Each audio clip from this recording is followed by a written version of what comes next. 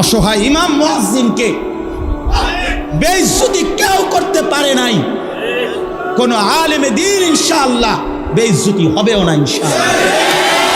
মনে রাখি, মনে রাখি। গতকালকে রাত্রেও আমাদের কুমিল্লায় গত 3 মাস আগে একজন আলেমে দ্বীনকে একজন প্রিন্সিপাল বেইজ্জতি করছিল, অপমান করে সামান্য অজুহাতে মসজিদ থেকে বিদায় করে দিছিল।